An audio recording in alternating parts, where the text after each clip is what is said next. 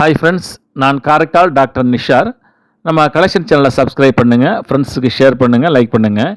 இன்றைக்கி நம்ம பார்க்குறது நம்ம இந்திய அரசாங்கம் 1970 முதல் 1990 வரை புழக்கத்திற்காக வெளியிடப்பட்ட ஒரு 10 ரூபாய் கரன்சியை பார்க்குறோம்.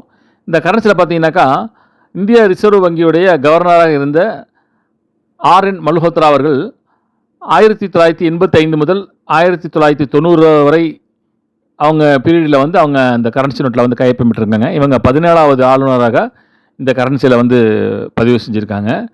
அது மட்டும் இல்லாமல் இந்த கரன்சியோட முன்பகுதியில் பார்த்தீங்கன்னாக்கா வலது பக்கத்தில் அசோக சின்னமும் மத்தியில் வந்து 10 ரூபாய் என்றும் அதில் பதிவு பண்ணியிருக்காங்க. மறுபக்கத்தில் வந்து 2 நீல நிற மயில்கள் பாவோ கிறிஸ்டார்ஸ் என்ற ஒரு பழமையான மாமரத்தின் கிளைகளில் அமர்ந்திருப்பது போலவும், மான்கள், குதிரைகள், பூக்கள் மற்றும் பறவைகளால் சூழப்பட்டுள்ள மாதிரி அதில் வந்து பதிவு செஞ்சுருக்காங்க. ஒரு இன்ட்ரெஸ்டிங்கான கரன்சி நோட் இது. அநேகமான எல்லாருமே பயன்படுத்திய நோட்டாக தான் இருக்கும். யார் யார் பயன்படுத்திருக்கீங்க பண்ணலைங்கிறத அதை கமெண்ட்ஸில் வந்து பதிவு பண்ணுங்கள், சப்ஸ்கிரைப் பண்ணுங்கள், ஷேர் பண்ணுங்கள்.